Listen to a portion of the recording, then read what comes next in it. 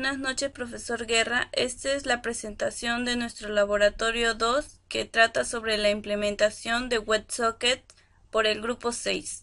Bueno, la actividad en la cual se trata el laboratorio 2 es crear una aplicación web que permita la comunicación cliente-servidor a través de WebSocket. Para esto contamos con datos del comportamiento climático del Banco Mundial entre los años 1981 y 1999, el cual contiene datos como la fecha, que son el mes y el año, mediciones de temperatura y precipitación. Nuestra aplicación, que está basada en OpenShift, permite la consulta de estos datos a través de mensajes que el servidor brinda cada 5 segundos. Es decir, que el servidor mostrará cada 5 segundos fecha y mediciones para esa fecha, que cambiarán aleatoriamente. Para esto, nuestro proyecto de OpenShift tiene el nombre de Labo WSocket, que está basado en el servidor Wi-Fi Application Server 8.2.1 con la base de datos MySQL 5.5 y el PHP-MyAdmin. Las aplicaciones, aparte de las mencionadas que utilizamos, es el JDK7, el Maven, el JSF 2.2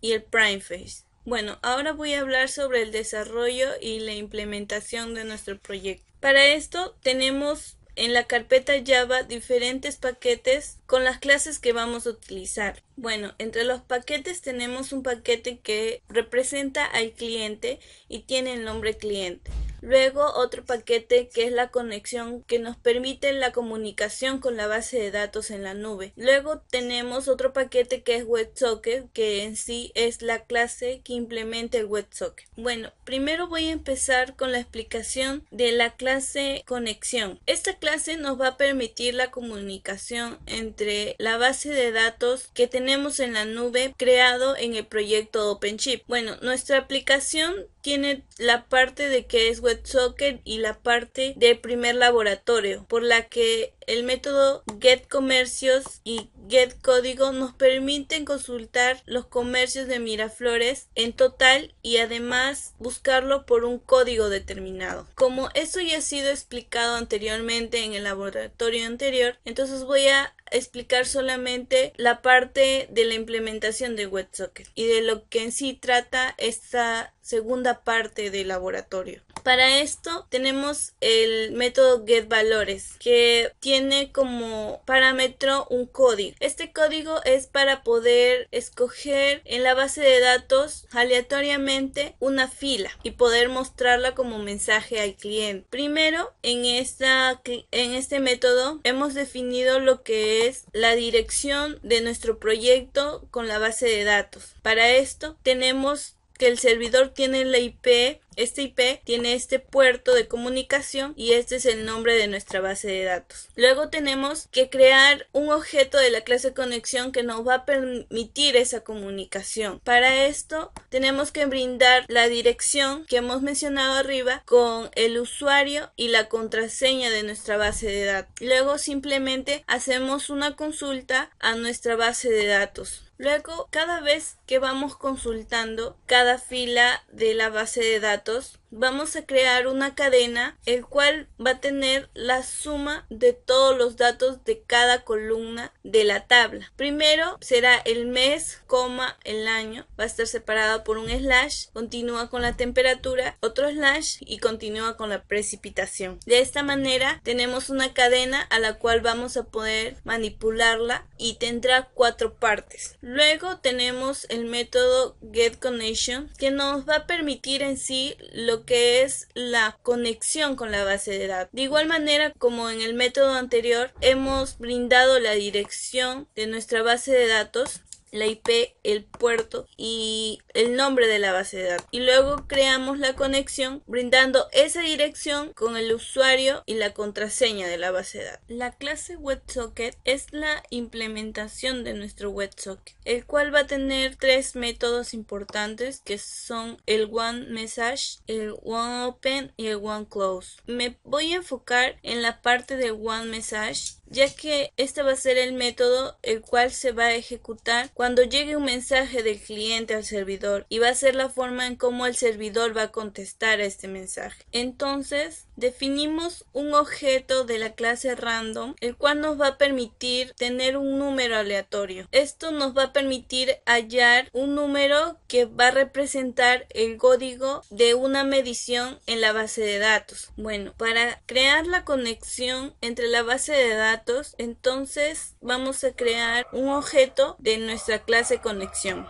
Y con este objeto vamos a obtener los valores de una medición según un código brindado, que va a ser el que hemos hallado gracias al número aleatorio. Este método getValores, como ya lo mencioné, va a retornar una cadena en donde va a tener 4 partes, que es la fecha, la temperatura y la precipitación. Luego de esto entraremos en un bucle while, el cual nos va a permitir cambiar de valor o cambiar de respuesta del servidor. Este while, cada vez que se ejecute, ya que va a ser un bucle infinito, se va a detener cada 5 segundos. Es decir, nuestros datos que estamos enviando al cliente van a ser cada 5 segundos.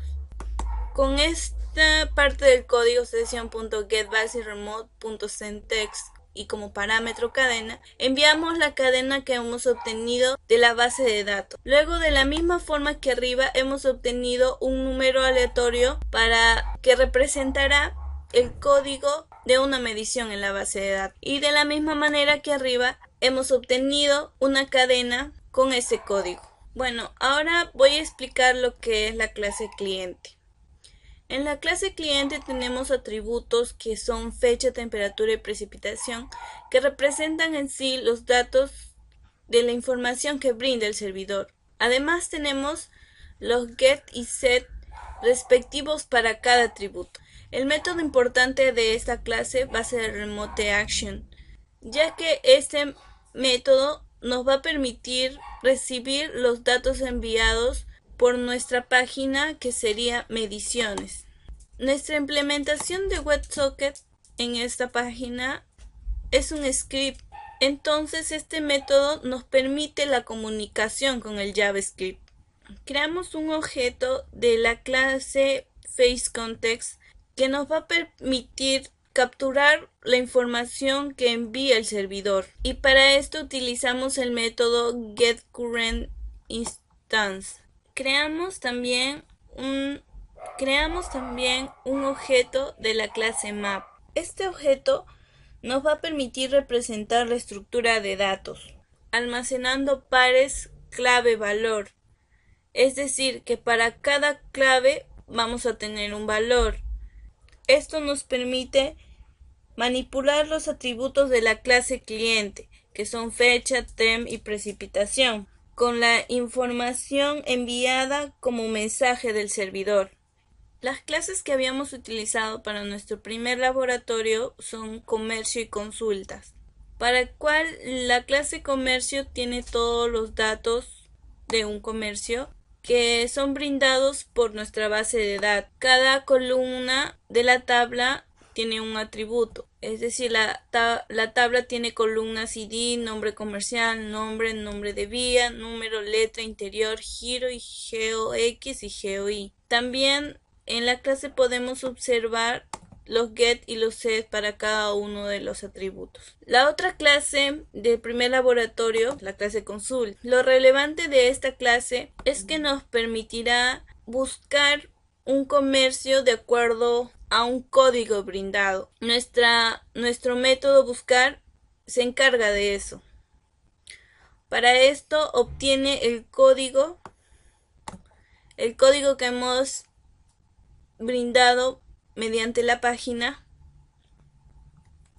y verifica que este código sea un dígito y no tenga algún carácter que no sea un número. Luego creamos una conexión con la base de datos y usamos el método que habíamos definido anteriormente, que nos permitirá obtener ese valor. Y vamos a actualizar lo que es el arreglo comercios, en donde se encuentran los comercios que estamos consultando. El método mostrar permite la consulta de todos los comercios que se encuentran en la base de datos. Bueno, nuestras páginas en sí son 3. La primera es la página principal, que tiene el nombre de index, el cual nos presenta como grupo.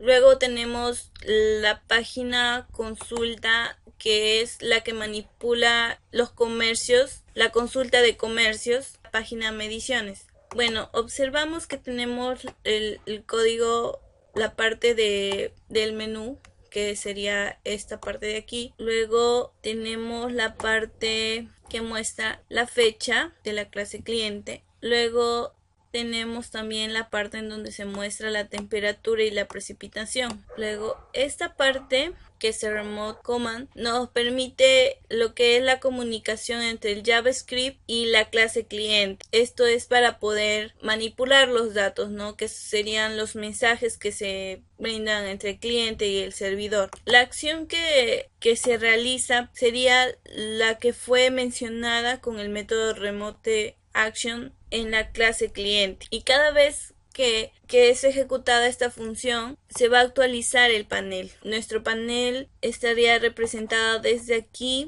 hasta la parte de aquí, es decir, que se va a actualizar la fecha, la temperatura y la precipitación. Por eso es que nuestra aplicación cambia de valores cada 5 segundos. Bueno, voy a pasar a explicar la parte del JavaScript, el cual trabaja en lo que es el WebSocket. Primero tenemos una variable que captura la dirección del servidor, el cual está definido por el método getRootURI más el punto de acceso del WebSocket. Este punto de acceso al WebSocket está definido en la clase WebSocket, el cual podemos observar aquí. El método getRootURI nos va a permitir tener la dirección del servidor, que inicia con el ws./ y con esta función obtenemos lo que es la IP del servidor seguida por el puerto. Luego creamos una variable WebSocket con la dirección que hemos mencionado arriba. Luego tenemos los métodos que son definidos por WebSocket. El primero que mencionaremos es el OneError, el cual es un manipulador en caso que se encuentre un error. Otro método es el OneOpen, que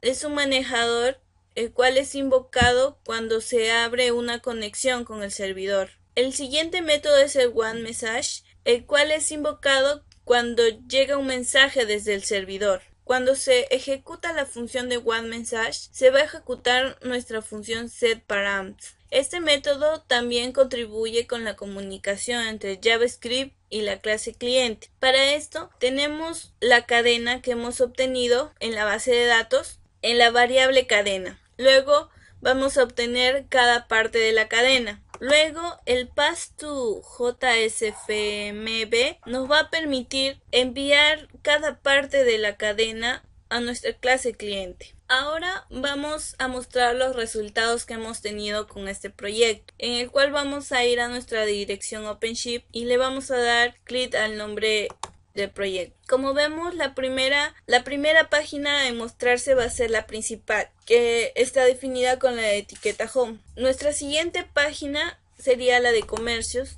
y dándole clic en el botón Ver todo, podemos obtener todos los datos de los comercios. Así como también podemos buscar un comercio según un código. Para esto ingresamos el código y le damos clic en buscar.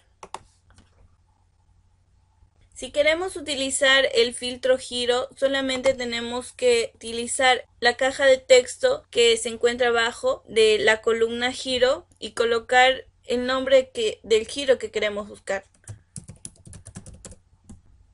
Luego, este laboratorio se centró en lo que es WebSocket, por lo que voy a mostrar la página en la cual está basado WebSocket. Bueno, esta sería nuestra página, el cual implementó WebSocket. Como vemos, cada 5 segundos nuestros datos han sido actualizados, nuestra fecha, nuestra temperatura y nuestra precipitación. Bueno, esa sería la presentación de nuestro segundo laboratorio para el curso Sistemas Distribuidos. Gracias.